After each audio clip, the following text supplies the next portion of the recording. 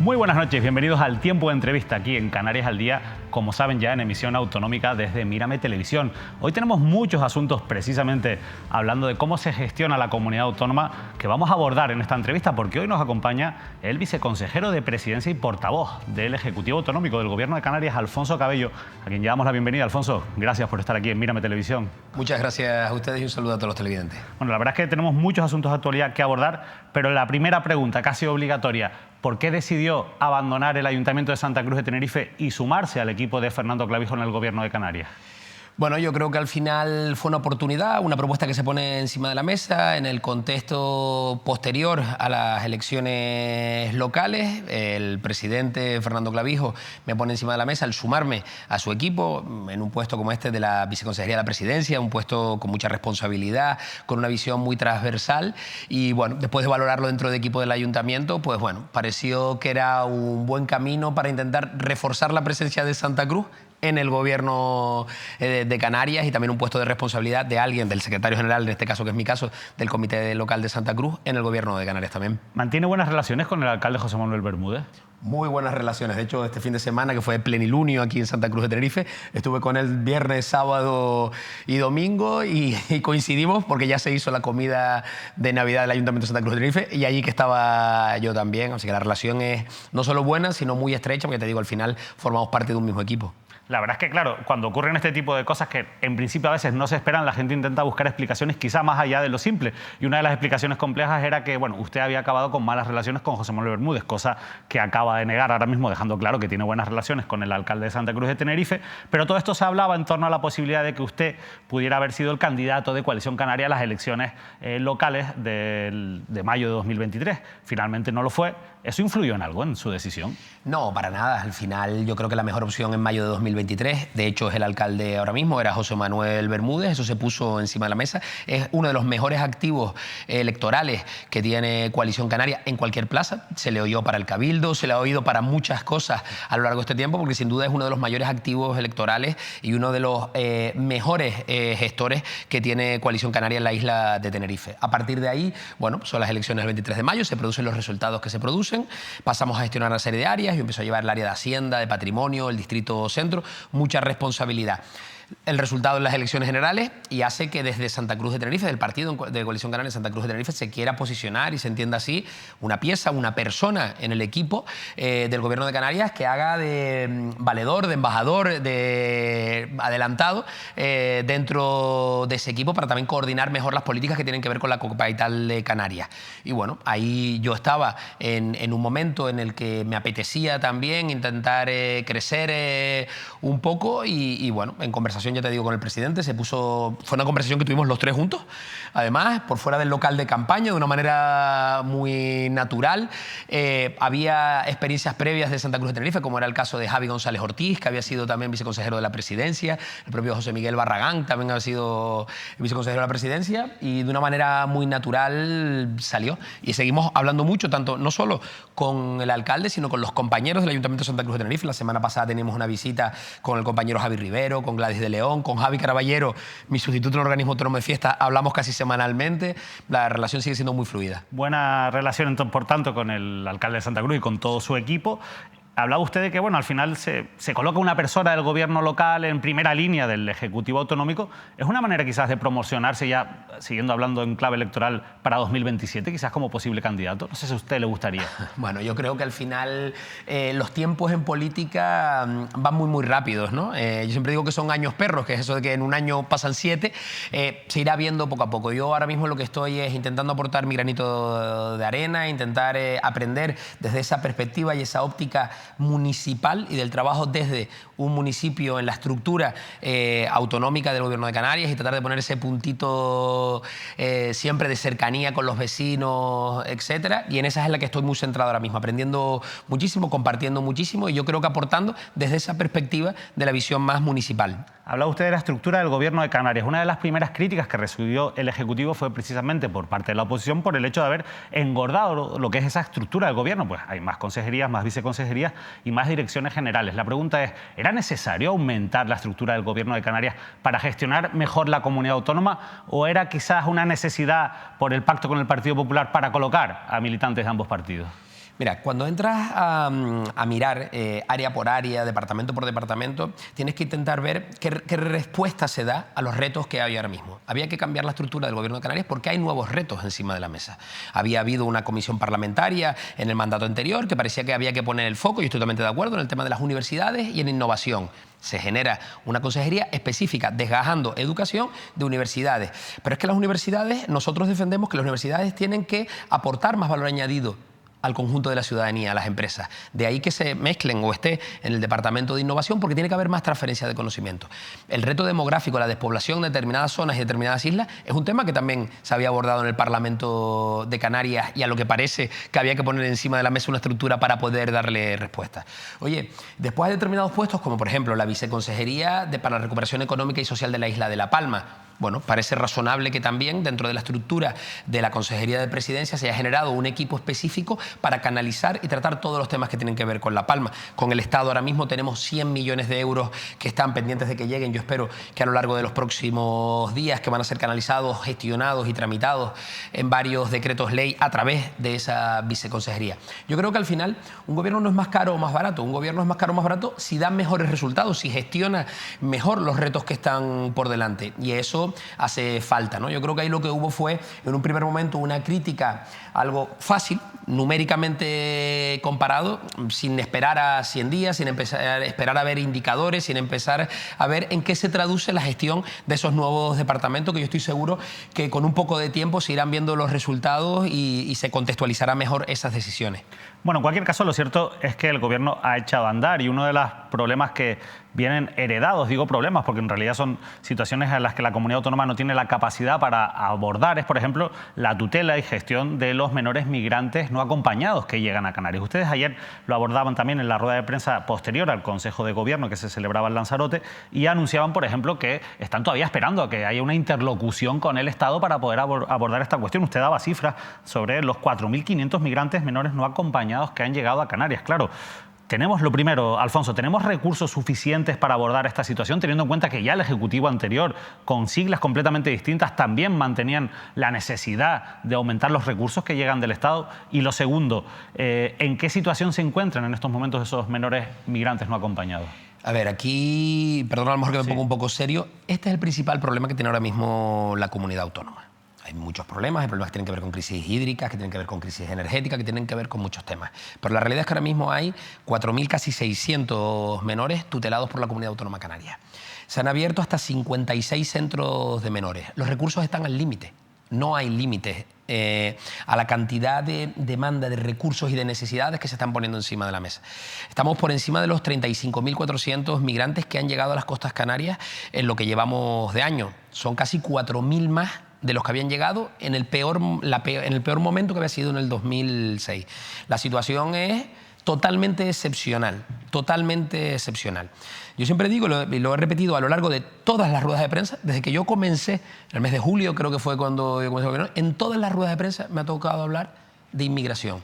La situación es totalmente límite, porque ya no es que se haya incrementado mucho el número de migrantes que llegan, es que los menores se han incrementado muchísimo. Muchísimo. Ahora mismo, hoy se acaba de mandar una nota de prensa por parte del Ministerio hablando de esos 386 que van a ser distribuidos por el conjunto de las comunidades autónomas. 386. Tenemos 4.500. Y llevamos hablando de 386, ¿cuánto? Casi 3 meses de distribuir esos 386. Y el problema, David, no es que a esos menores haya que darle una atención sanitaria cuando llegan a la costa. El problema es que esos menores hay que alfabetizarlos, hay que escolarizarlos. Ustedes tienen la tutela, son hay que como darle, cualquier por eso te digo, otro menor hay que darle que un resida en proyecto, Canarias. hay que darle un proyecto, casi te diría, de vida detrás. Y es complicado. Al volumen casi de llegadas que tuvimos en el mes de octubre, que eran casi 100 diarios. Entonces, este es un tema que de verdad hay que sentarse con el Estado, yo no sé si rasgarse las vestiduras, abrirlo de manera descarnada y sentarse a hablarlo, porque la situación es hoy, es ayer, pero es mañana. O sea, es que mañana, por la mañana o esta noche, se van a acostar 4.500 migrantes con problemáticas y casuísticas totalmente diferentes, excepcionales, con necesidades de atención psicológica, con historias detrás increíbles. Eso se está produciendo a día de hoy. Te digo, 56 centros en todo el conjunto de la comunidad autónoma. ¿No son suficientes esos centros? ¿Son suficientes? Todos los que llegan están siendo atendidos, David. Tú me dices, ¿están todos en las condiciones óptimas y siendo atendidos a nivel psicológico? Te diría, bueno, que estamos intentando llegar a todo, estamos manteniendo. Bueno, hace un par de semanas saltaba un caso concreto. Sí, el caso de Tafira en Gran Canaria. El caso de Tafira en Gran Canaria. Ustedes decían que, por ejemplo, no tenían los inspectores suficientes para poder vigilar a todos los centros. Es que estamos hablando que en una semana se llegaron a abrir 6 centros diferentes. Sobre los que ya teníamos, porque claro, tampoco te vale una estructura como pasa con los adultos que los llevan a otros centros, tipo Las Raíces, etcétera. Claro, con menores el trato es totalmente diferente, sus derechos son diferentes, la forma en que te relacionas con ellos es totalmente diferente. Entonces es un tema muy complicado. Yo lo que te quería decir, y esto es un tema que políticamente me gustaría ponerlo encima de la mesa, con el anterior gobierno, ministra de Podemos, Ione Belarra, nunca se puso al teléfono y nunca puso una reunión para hablar de este tema. Se le requirió por escrito en muchísimas ocasiones. Otros ministros sí dieron la cara, como el caso de Grande Marlaska, Escrivá, otros ministros sí dieron la cara, pero en el caso yo no logro entender el porqué. En este caso, siendo una competencia específica, nunca se dio la cara. Y ahora que ustedes, por ejemplo, han apoyado la investidura de Pedro Sánchez, ahora te decía, ¿cambia el contexto? Bueno, cambia el contexto. En principio, nosotros ya tenemos una interlocución abierta. Te puedo adelantar que se está trabajando en una visita la próxima semana de varios ministros a Canarias y también de la comisaria europea Ylva Johansson, que responde a una visita que había realizado el presidente Fernando Clavijo hace un par de semanas a Bruselas. Pero otro tema que para nosotros es muy importante, David, es el cambio legislativo que nosotros tenemos, y en ese pacto Coalición Canaria, Partido Socialista por el apoyo a la investidura, pusimos encima de la mesa, del cambio de la ley del menor y la ley de la inmigración, porque entendemos que el legislador no pensaba en la tutela en las comunidades autónomas en el caso de la frontera sur de Europa, que en este caso es Canarias, y para que llegaran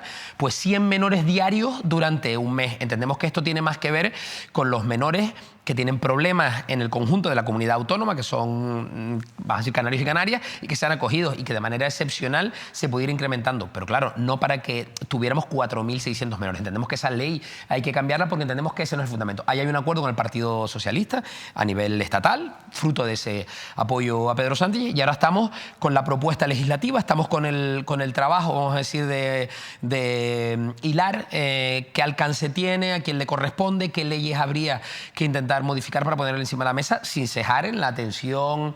Vamos, la semana pasada se articulaba un contrato nuevo por parte de la Consejería para una inspección más continua y mejor dimensionada a todos esos centros. Yo te digo, este es, para mí es el principal problema que puede tener ahora mismo la comunidad autónoma, al menos en materia de atención a las personas.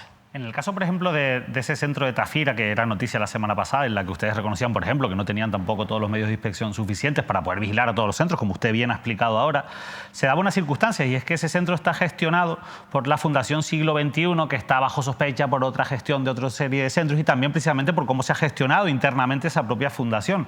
Claro, mucha gente cuando ve estos titulares se puede preguntar, bueno, ¿y no se puede cambiar el modelo de gestión? O sea, ¿por qué se sigue confiando, por ejemplo, en organizaciones como, por ejemplo, esta fundación que tiene esos antecedentes y que además hace que la gestión no sea directa desde el Gobierno de Canarias, sino esté externalizada en este tipo de organizaciones? Bueno, yo creo que al final los procedimientos de sanción o de inspección hay que dejarlos que lleven su ritmo.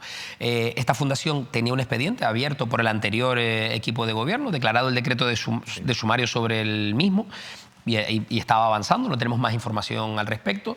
Lo que sucede hace 2 semanas, ya me pierdo un poco con los días, pero yo creo que hace 2 semanas en el centro es que hay una veintena de menores que se escapan, al final quedan 13 solo que no se localizan, Y al parecer, según la información que manejamos, es como respuesta al traslado o al posible traslado de 3 o 4 de ellos a un centro de unas características, vamos a decir, un poquito más duras, porque había habido algún problema disciplinario dentro del centro.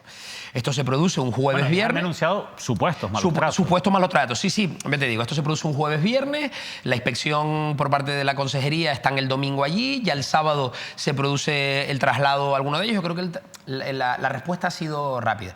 Pero también te digo, David, un cambio de modelo, yo creo que no lo puedes poner encima de la mesa en el momento en el que tienes la situación pico a nivel histórico. Al final nosotros continuamos con un modelo de gestión que nos venía dado, que entendíamos que estaba funcionando razonablemente bien, con algunas excepciones que se estaban corrigiendo, pero entendemos que el modelo, a través de pequeños núcleos habitacionales dispersos, disgregados en muchos municipios, permite un trabajo mejor desde la perspectiva de la integración con los menores. Pero la realidad es que el incremento ha sido tremendo. Ha sido tremendo. Cambiar el modelo, aumentar los recursos de vigilancia, por ejemplo. Los recursos de inspección, de vigilancia, habría que ver, dimensionar. Claro, no te puedes dimensionar al momento pico. Ya te digo yo que va a ser muy difícil desde los presupuestos de la comunidad autónoma. Fíjate tú que se está hablando en el traslado de esos 386 menores a otras comunidades autónomas, se está hablando de que se va a poner encima de la mesa por parte del Ministerio 20 millones de euros para transferirlos a las comunidades autónomas que acojan a 15, a 12, a 13, hablando de 4.500. Estamos hablando, insisto, no solo es atención sanitaria, donde con la inmigración entre enero y octubre se había realizado una inversión aproximada de unos 9 millones de euros, 9 millones y medio de euros, enero-octubre, en esa primera atención. O sea, al final, bueno, nosotros lo que hemos reclamado en todo momento es ser atendidos como frontera sur de Europa, que se activaran los mecanismos tipo Frontex o ese mecanismo de protección civil europeo que habilita determinados recursos, porque al final, y hay que ponerlo encima de la mesa, la gran mayoría de los migrantes que vienen no vienen a Canarias, vienen a Europa y lo que quieren es continuar un camino. Y bueno, ese camino entendemos que tenemos que hacer que se transite de la mejor manera posible, con todos los recursos posibles, y está costando, pues que costó en algún momento que otras comunidades autónomas lo entendieran, ha costado que algún ministerio lo entienda, bueno, y ahí estamos nosotros, Pepito Grillo, para intentar ponerlo encima de la mesa. Cambiamos de tercio, Alfonso, pero sí que vamos a seguir hablando de un modelo que ha cambiado. En este caso, el de la radiotelevisión canaria. Ha cambiado, por ejemplo, la figura del administrador único por la figura de un administrador en este caso, general, que además va a tener pues, unas competencias mayores que las que tenía el administrador único y que, sobre todo, quizás lo que más polémica ha generado es que su nombramiento procede y es propuesto por los órganos o los partidos que componen el Gobierno de Canarias y después simplemente pues, convalidado por el Parlamento. Han colocado precisamente para ese puesto a María Méndez, que ha sido una histórica directiva de Promotur, de la empresa pública, y que en esta última etapa, en este nuevo ejecutivo, formaba parte del propio Gobierno de Canarias en una dirección general de Relaciones Exteriores adscrita precisamente a la presidencia. Es decir, ha nombrado a una miembro del Gobierno para gestionar la radiotelevisión canaria. ¿Esto quiere decir que ustedes quieren politizar más y controlar más la radiotelevisión pública? Todo lo contrario. Y empiezo por la mayor. ¿Y cómo es todo? Hay un problema. Vamos a ver. La televisión canaria tradicionalmente ha estado gestionada, vamos a decir, con dos tipos de figuras. La de, vamos a decir, más del corte periodístico, más vinculado a grupos de comunicación, y la de gestores puros. Los de gestores puros, yo creo que fue más la etapa muy inicial de la televisión canaria y por esa es la que se ha puesto encima de la mesa. Bueno, no me negarás que María Méndez tiene un perfil muy técnico, no es uno de los perfiles con más recorrido político de las figuras que se podían haber puesto encima de la mesa, incluso de nombres que se barajaron. Tiene un perfil eminentemente técnico, de hecho es funcionaria de la comunidad autónoma y tú antes lo decías, siempre ha estado vinculada a la gerencia de Promotur, que yo creo que es una de las empresas públicas por volumen de gestión, cantidad de trabajo, que más méritos ha reconocido y recogido a lo largo de los años. Pero sí hay que poner encima de la mesa que hay que abrir la reflexión sobre el modelo de la radiotelevisión canaria. Hay una ley aprobada en el año 2014 que se ha mostrado totalmente ineficiente a la hora de poder gestionar el ente público. Es una ley que contempla una serie de órganos de gestión que el Parlamento ha sido incapaz de constituir ni en una sola ocasión. No se han podido constituir nunca, desde el 2014. Yo creo que esto, para que nos lo hagamos mirar todos los partidos políticos, lo primero, pero también tenemos que poner encima de la mesa que hay una responsabilidad con una serie de empleados, con un servicio que se está prestando y con una inversión que ya se ha realizado y que sigue realizándose. Y hay una necesidad, además de que ese servicio público esté cubierto. María Méndez es la propuesta que realiza el Gobierno. Quien va a realizar el nombramiento va a ser el Parlamento de Canarias, no va a ser el Gobierno, es a propuesta del Gobierno de Canarias. Y María Méndez, creo que la próxima semana, el próximo lunes, día 11, creo que es la comisión en la que ya irá a defender su idoneidad y pondrá encima de la mesa su propuesta. La realidad, David, es que yo creo que necesitamos dotarnos de un modelo de radiotelevisión canaria que sea ágil y eficiente para poder controlar a todos los órganos. Si mañana el Parlamento de Canarias quisiera nombrar cualquiera de los órganos de gestión sin ser María Méndez, lo podría hacer si llegaran a un acuerdo. Mañana se puede nombrar el Consejo, cualquiera de los consejos o órganos de control. El problema es que han sido los partidos. Hemos sido incapaces, en este caso, de llegar a un acuerdo con respecto no solo al modelo, sino incluso en muchas ocasiones a las personas. Y sabes, además, que han habido muchas ocasiones en que se ha propuesto gente y después de, no sé si decirlo, el escarnio, después de la presión de la sede parlamentaria, incluso se han producido renuncias. No es fácil porque al final aquí tú lo que quieres es poner encima de la mesa nombres de reconocido prestigio, quieres poner el de profesionales y no siempre se ha podido cubrir, David. Pero y quizás, sin duda, eso ha sido así, pero quizás el problema no ha sido precisamente que siempre cada partido político ha querido primar a personas más cercanas a su ideología y a su cuerda política y no buscar profesionales independientes que en cierto modo estén más ahí por su capacidad de gestión profesional, incluso periodística, que por su vinculación a algún partido político. O sea, ¿no son ustedes los que han boicoteado desde dentro con sus propuestas los diferentes partidos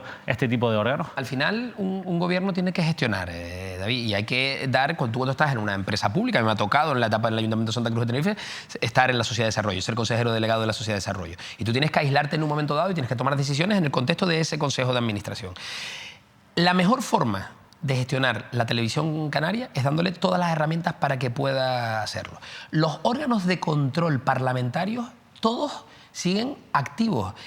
El único órgano directivo que acude al Parlamento mensualmente, que da cuenta de cada uno de los contratos que se realiza a todos los partidos políticos, es el de la Radio-Televisión Canaria. Por transparencia, que no quede. Aquí lo que pasa es que en muchas ocasiones nos rasgamos las vestiduras, insisto, y no sé si ese es el ejemplo exacto, a la hora de decidir un modelo. El modelo que se está aplicando en la televisión canaria ahora mismo es el mismo que tiene la televisión estatal.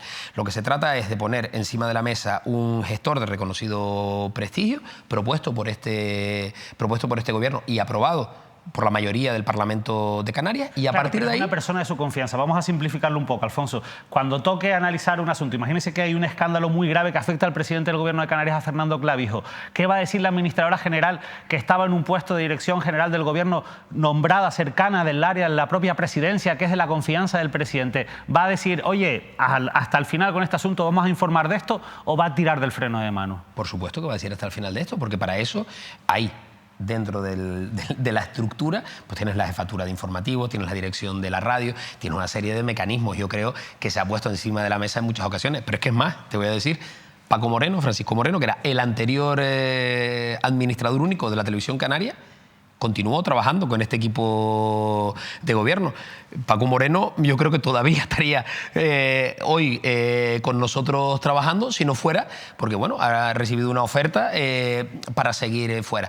Yo creo que en este caso de lo que se trata, de verdad, me gustaría intentar despolitizarlo un poco y creo que el perfil de María Méndez en este caso es de los perfiles más ejecutivos de los que podíamos haber tirado para que pudieran ser planteados al Parlamento de Canarias como una de las mejores alternativas y que sea el Parlamento quien lo apruebe. En cualquier caso, pues mucha suerte para la gestión, en este caso de la Radio Televisión Canaria, para María Méndez, porque yo creo que además a todos los que trabajamos en el sector del periodismo y de la comunicación, pues nos interesa tener una televisión pública fuerte, pero yo creo que es algo que le interesa a toda la sociedad, porque al final hay un derecho a la información que está protegido constitucionalmente y es muy importante que haya medios públicos que velen por ese derecho a la información. Así que, insisto, cambiamos de asunto, pero mucha suerte para María Méndez. En cualquier caso, esperemos que no haya esos episodios de politización que mucha gente pues puede presuponer que pueda haber con este nombramiento. Vamos a hablar de otro asunto que ha generado mucho debate, todavía lo sigue generando, que es el presupuesto de la comunidad autónoma. Al fin y al cabo es un asunto que siempre genera debate, legislatura tras legislatura, siempre la oposición lo critica y siempre el gobierno lo defiende. Pero yo quiero preguntarle cuál es su opinión sobre estas cuentas, teniendo en cuenta que ya precisamente se ha pasado el primer plazo de las enmiendas a la totalidad, que hay unas enmiendas parciales que ya se han corregido cosas de este presupuesto. Por ejemplo, hablaba antes usted de las universidades, se ha aumentado lo que inicialmente se había presupuestado para las 2 universidades públicas canarias. ¿Usted cree que son unas cuentas buenas para la comunidad autónoma? ¿Son las mejores cuentas que puede tener la comunidad autónoma? Yo creo que son las mejores cuentas posibles. A mí sí me gustaría poner encima de la mesa, y en eso al final sí hay que hablar de política. Estos son unos presupuestos responsables. Son unos presupuestos que ponen encima de la mesa, blanco sobre negro, cuál es la ejecución presupuestaria. Quienes ya, bueno, hemos gestionado algunos presupuestos en el ámbito de la administración pública, hay un momento inicial en el que tú diseñas unos presupuestos y después la realidad a lo largo del año se va modificando porque tú vas viendo los niveles de ejecución de ese presupuesto. Y encontramos cosas como que había un desfase en el área de sanidad de casi 580 millones de euros de gasto real en el año 2023, no presupuestado inicialmente y esperado por el área y transmitido por el área esa necesidad real. Nos encontramos... Nos decía el otro día Luis Campos, el portavoz de Nueva Canarias, que viene de un partido que controlaba el área de Hacienda, que ese desfase es habitual, que año tras año se produce un desfase en la Consejería de Sanidad en el gasto. Pero ese desfase que se produce hay que presupuestarlo. O sea, si tú todos los años sabes que te gastas un poquito más en gasolina, en tus cuentas familiares, pues chico, cuando haces el presupuesto en enero, tendrás que prever que el año próximo tendrás que poner un dinerito más en gasolina. No puedes mirar para otro lado y decir, ay, me vuelve a faltar gasolina, ¿no? Que es un poco lo que parece que a Luis Campos en este caso le gustaba. Al final tú tienes un presupuesto de la comunidad autónoma con una serie de premisas que voy a intentar ser muy rápido. La comunidad autónoma canaria tiene que poner unos presupuestos encima de la mesa para poder hacer frente a los retos de la comunidad autónoma. Y nos faltan los datos claves que nos tiene que aportar el Estado para poder nosotros hacer esos presupuestos. Techo de gastos, entregas a cuentas, una serie de indicadores, regla de gasto o no, una serie de indicadores. ¿Qué pasa? El Estado está con Pedro Sánchez en, oye, voy a ser presidente o no, ¿qué va a pasar conmigo? Empezamos una negociación y las comunidades autónomas no tenemos esa información. Aquí que nos liamos la manta de la cabeza en el Gobierno de Canarias, en la responsabilidad máxima de tener el presupuesto al 1 de enero y con la información que tenemos, que es una recomendación de la IRIF, igual que alguna otra comunidad autónoma del conjunto del Estado, se decide aplicar un 3% de crecimiento, 11.300 millones de euros. Y se ponen encima de la mesa las prioridades. Gasto real ejecutado en el año anterior, son casi 600 millones de euros más para el área de sanidad y casi 300 millones de euros más para el área de educación. Bueno, ahí que nos vamos con 900 millones de los 1.000 que crecía el presupuesto, 900 se iban estrictamente a gasto real en educación y sanidad del año anterior. Y con eso hemos preparado unos presupuestos, David, que estamos hablando de presupuestos en 2 fases, porque la previsión con la que trabajamos todos, yo tuve la oportunidad de estar con el presidente, con la ministra María Jesús Montero, las entregas a cuenta parece que van a ser mejores de las previsiones que se han hecho y puede que tengamos un añadido al presupuesto del próximo año a lo largo de los próximos meses. Pero seguimos sin saber cuánto y cómo. Estamos pues pendientes de que los ministerios vuelvan a constituirse, secretarías de Estado, etcétera, y podamos abordarlo. Entonces, lo que te quería decir, David, es que son unos presupuestos, son los mejores presupuestos posibles, con responsabilidad, atendiendo a los retos y la información que manejamos en este momento. Hablaba usted de incrementos en sanidad y en educación. Yo no le voy a preguntar por el detalle de todo el presupuesto. Para eso esperemos poder tener una conversación con la consejera de Hacienda, que lo conoce, por supuesto, muchísimo mejor, porque desde ahí han nacido estas cuentas. Pero sí que hablando usted de sanidad y educación, yo le quiero preguntar por una cuestión que también hemos tratado aquí en varias ocasiones, y es el incumplimiento, un año más, ya se incumplió el año pasado, de la Ley Canaria de Educación, que planteaba la necesidad de que a partir de 2022, 8 años después de la aprobación de la ley en 2014, comenzase, o Canarias tuviese ya un porcentaje del presupuesto destinado a educación del 5% del Producto Interior Bruto. Los colectivos que defienden esta inversión y que defienden que se cumpla la ley dicen que el Gobierno de Canarias no solo no llega, sino que retrocede en esta materia. ¿Por qué aumentando el gasto en educación, según usted ha dicho, no se llega hasta el 5%, incluso se retrocede, según estos colectivos? Bueno, porque el gasto probablemente, a ver, al final es porcentualmente, sí. Se aumenta, pero no se aumenta hasta el nivel de llegar a cumplir el 5% total. ¿Y por qué no se cumple la ley? Porque al final, David, hay que cumplir todas las leyes que están encima de la mesa, pero hay una serie de requisitos indispensables que también hay que poner. El capítulo 1 hay que ponerlo encima de la mesa. Pero es que el crecimiento, vamos a decir, la inversión que se realizó por parte del anterior gobierno, necesaria en incrementar y dotar mejor desde la perspectiva de personal, COVID por medio, a sanidad y a educación, ese se ha consolidado en el presupuesto. Ese gasto se ha incrementado significativamente. Entonces, cualquier previsión que tú tuvieras en plurianual se vio alterada por un hito muy importante. Hay que retroceder en el número de personal vinculado a educación o a sanidad. Bueno, no parece la respuesta más sencilla de dar en este momento. Igual podríamos hablar de cultura, que también tenemos cierta contestación con respecto a que no se cumple el nivel de... Pero es que también lo podemos hablar con la ayuda a la cooperación internacional, que también el Parlamento aprobó un nivel determinado. Lo que quiero decir es que nosotros tenemos que trabajar con el conjunto del Estado también en la revisión de la financiación de la comunidad autónoma. Ayer el lunes tocaba poner encima de la mesa la solicitud de manera urgente por parte del presidente al nuevo presidente del Estado de esa comisión específica de política fiscal y financiera que permita abrir el melón de la financiación de las comunidades autónomas. Necesitamos revisar el modelo de financiación de las comunidades autónomas porque son muchos los retos a los que tenemos que hacer frente y, por desgracia, hace muchos años ya que no se revisa cómo nos relacionamos y cómo distribuimos la fiscalidad en Canarias. Hablando de fiscalidad en Canarias, prometieron a sus electores en las elecciones rebajar el IGIC del 7 al 5%, el IGIC general.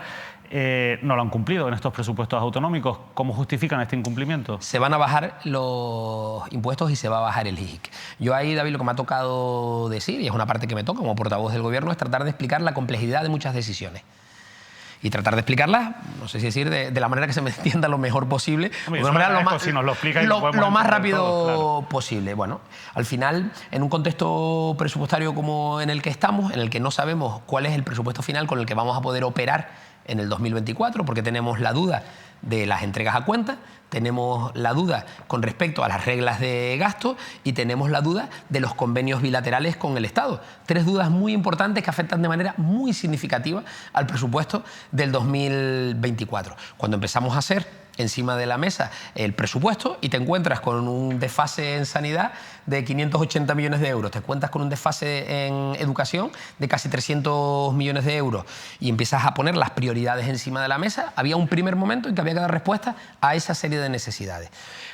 Se está encargando y estamos poniendo encima de la mesa la mejor forma y la manera más rápida de poder bajar el IGIC, vamos a decir, sin tocarlo de manera general, sino poder ir tocándolo desde la perspectiva de cómo afectar a familias concretas o a familias con los recursos concretos, etc. Estamos haciendo un estudio lo más complejo posible y en cuanto tengamos despejadas esas dos incógnitas de la ecuación que nos falta, que son las que tienen que ver con las entregas a cuentas y lo que tienen que ver a las relaciones con el Estado y esos convenios bilaterales, cuando sepamos cuántos euros tenemos para el 2024, veremos de qué manera lo podemos hacer. Pero ¿y se puede permitir el lujo de la comunidad autónoma de perder esos ingresos que vendrían a través de la vía del IGIC cuando, por ejemplo, como usted decía antes, incumplimos leyes como la Ley Canaria de Educación, como la Ley de Cultura, en cuanto al cumplimiento presupuestario de inversión? Es que ahí hay dos máximas. Hay quienes opinamos, y yo soy uno de ellos, que en muchas ocasiones cuando tú dejas el dinero en manos de los ciudadanos, de los empresarios, eso redunda en una generación de riqueza en el contexto. Centros educativos no, por ejemplo, claro. En construir centros educativos no, pero lo que hay que ver, por ejemplo, David, es el acuerdo Coalición Canaria-Partido Socialista con el Estado para la Agenda Canaria permitirá poner encima de la mesa y recuperar el convenio de infraestructuras educativas. Está escrito, está firmado. ¿Usted cree que sí? Está escrito, está firmado y en principio, bueno, yo creo que tenemos una buena noticia, que hay un ministro canario, que es Ángel Víctor Torres, que aprovecho para felicitarlo por ese ministerio, que él mismo se ha comprometido a cumplir esa propuesta de Coalición Canaria al Partido Socialista. Yo creo que hay una serie de aspectos que nosotros tenemos que de manera semanal y puntual tendremos que hacer revisión, pero esos convenios son vitales para poder avanzar. Te puedo decir que ayer en el Consejo de Gobierno menos se habló sobre la situación de las infraestructuras educativas en el conjunto de la comunidad autónoma. Tenía la oportunidad de estar esta misma semana también en una reunión con la FECAM, que estuvo el presidente del Gobierno de Canarias, que estuvimos hablando de muchos aspectos que afectan a los municipios y que tiene que ver con la preocupación sobre los centros educativos. Ese va a ser un caballo de batalla, es un caballo de batalla en el que la comunidad autónoma quiere dar la cara, pero en el que el Estado nos tiene que acompañar también, y ahí estamos nosotros para hacerlo valer. Yo creo que es una buena noticia, y pongo encima de la mesa que la compañera Cristina Valido esté en 10 de las comisiones más importantes que hay en el Parlamento español, entre ellas la de presupuestos, para que su voto cada semana, cada mes, en cada asunto, sea vital para poder recordar que cumplir con Canarias es necesario. Hablando de ese apoyo a la investidura de Pedro Sánchez, se han levantado muchas especulaciones sobre qué sentido tiene entonces seguir gobernando en Canarias con el Partido Popular. Yo le quiero preguntar por la salud de ese pacto Coalición Canaria, Partido Popular, y si la investidura o el apoyo a la investidura de Pedro Sánchez puede hacer que antes, más tarde o más temprano, se acabe rompiendo con el Partido Popular en Canarias por parte de su partido, de Coalición Canaria. Yo ahí encima de la mesa, es una cosa que me gustaría intentar ponerlo claro. O sea, yo represento, en este caso, a Coalición Canaria. Soy secretario general de Santa Cruz de Tenerife, Coalición Canaria. Coalición Canaria está conformada por hombres y mujeres que tienen una prioridad, que es Canarias. Hay gente que es más de centro-izquierda, hay gente que es más de derecha, hay gente que es de izquierda y hay gente que es de derecha. Pero desde la perspectiva de tener una prioridad, y es que Canarias tiene que ser prioritario a la hora de abordar el conjunto de las políticas que se realicen. Entonces, históricamente, Coalición Canaria ha llegado a acuerdos con el Partido Socialista, con el Partido Popular, en muchas ocasiones. Nosotros nos planteamos, pusimos encima de la mesa cuando Alberto Núñez Feijóo fue a verse con el rey y a intentar ir a una investidura que después fue fallida con esos 172 votos, pusimos un documento para poder hablar con el Partido Popular. Y ese documento se llamaba Agenda Canaria. Ese documento lo firmó Alberto Núñez Feijóo y fue a ver al rey y le dijo que contaba con el apoyo de Coalición Canaria para esa investidura. En el caso del Partido Socialista, Pedro Sánchez no sale, yo creo que eso ya todos lo conocen, no sale la investidura de Alberto Núñez Feijóo y se abre una conversación con el Partido Socialista. Una conversación en la que fuimos los últimos en tenerla, en el que primero y antes de llegar a la conversación Coalición Canaria, por desgracia solo teníamos una diputada, un voto. Me gustaría pensar que hubiera pasado si hubiéramos tenido 4, 5 o 7 votos en Coalición Canaria, lo que hubiera supuesto para esta tierra esa representación. Aritméticamente, de hecho, no eran necesarios. O sea, aritméticamente no éramos necesarios, pero la realidad es que se pone encima de la mesa y yo creo que con habilidad por parte de Cristina Valido nos colamos en el discurso de ámbito estatal. Y en realidad Pedro Sánchez iba a ser presidente porque ya tenía los 176 Entonces, votos. ¿a cambio de qué les apoyaba? A cambio de que firmaran una agenda canaria. Pero ¿sabes, David? No, eso sí, pero a cambio, o sea, ¿el PSOE qué gana con esto? El PSOE yo creo que lo que ganaba era intentar dulcificar su postura, intentar sumar unas siglas más a su proyecto. De hecho, a mí me sorprendió que el Partido Socialista firmara exactamente la misma agenda canaria que el Partido Popular, te diría, con un órdago mayor, que fue que se puso por parte del secretario general y del equipo negociador encima de la mesa el compromiso del apoyo del Partido Socialista para la modificación de la ley del menor, para la tutela de esos menores. Y el documento es ese. Cuando se ven las noticias en toda Canarias y se habla de la Agenda Canaria, con el Congreso de los Diputados se habla de la Agenda Canaria, ¿sabes de qué se está hablando? De un documento que lleva las siglas de Coalición Canaria en una esquina y que se envió al Partido Popular y al Partido Socialista. Y en ese documento no está el pacto, que era la pregunta, con el Partido Popular en Canarias. ¿Corre peligro ese pacto a raíz del apoyo a Pedro Sánchez? Para nada. Para nada. La relación además es fluida, cordial y yo diría que tremendamente constructiva. Una última cuestión, porque lo hemos contado en esta casa y queríamos aprovechar su presencia para preguntarle por este asunto, porque la ex ya interventora general de la Comunidad Autónoma de Canarias, en referencia a gastos, a la gestión del gasto financiero del Servicio Canario de Salud, ha realizado diferentes informes de fiscalización en los que, de la pasada legislatura, del año 2017 a 2022, ha advertido de que se han realizado en torno a 2 millones millones de euros de gastos irregulares o supuestamente irregulares o regulares, según el criterio de la interventora, en el pago de diferentes extras a personal directivo del Servicio Canario de Salud, de las diferentes gerencias, principalmente 1.700.000 euros en concepto de guardias indebidas, guardias que solo se pueden hacer de manera excepcional y justificada, y según la interventora en estos casos, durante estos 4 años no se han justificado por la participación de este personal directivo en diferentes programas especiales, por la gestión de los fondos Next Generation que llegan de la Unión Europea, bueno, por una serie de cuestiones que hemos, insisto, contado en diferentes programas en esta casa. Yo quería preguntarle, no sé si conoce este asunto o no, quería preguntarle si este asunto se ha hablado en el seno del Gobierno de Canarias, si usted puede decirnos algo al respecto, porque una de las cosas que propone la propia interventora general a lo largo de estos años es que en el caso de que demostrarse estas irregularidades, que se abran expedientes para el reintegro del dinero por parte de este personal directivo que habría cobrado, insisto, indebidamente esos cerca de 2 millones de euros en 4 años de la pasada legislatura, del 19 al 2022. ¿Sabe algo de este asunto? La verdad es que poco te puedo contar. Sí te puedo decir que en el contexto del Consejo de Gobierno no es un tema que se haya puesto encima de la mesa, porque además es del Servicio Canario de Salud, que es una empresa muy importante del Gobierno, pero yo, si quieres, te emplazo, estoy seguro que la compañera, la consejera Esther Monzón o Carlos Gustavo, que es el gerente del Servicio Canario de Salud, no tendrán problemas en dar las explicaciones debidas. Además, te adelanto, vamos, ya te digo yo que cualquier tema con visos de irregularidad va a ser perseguido, inspeccionado hasta sus últimas consecuencias. Pues yo le agradezco que nos haga esa intermediación si es posible, porque lo hemos intentado varias veces con la Consejería de Sanidad y no lo hemos conseguido. Incluso hay un correo muy trabajado en el que le hemos enviado varias preguntas que, si usted consigue que nos las respondan, lo agradeceremos, porque yo creo que va en aras de la transparencia y de poder explicar un asunto que encima ni siquiera es un asunto que les afecte directamente a ustedes, porque es una cuestión de la pasada legislatura. Así que yo se lo agradecería. Alfonso Cabello, nos hemos pasado bastante del tiempo, pero yo creo que era muy importante poder hablar de asuntos de máxima actualidad que hemos tratado en esta mesa, poder escuchar la versión del Gobierno de Canarias sobre cuestiones que generan debate, que generan polémica. Esa es nuestra labor, preguntar, y la de ustedes contestar. Nosotros le agradecemos mucho que hoy se haya sentado en esta entrevista a dar la cara y en este caso a explicar la postura del Gobierno de Canarias. Muchísimas gracias.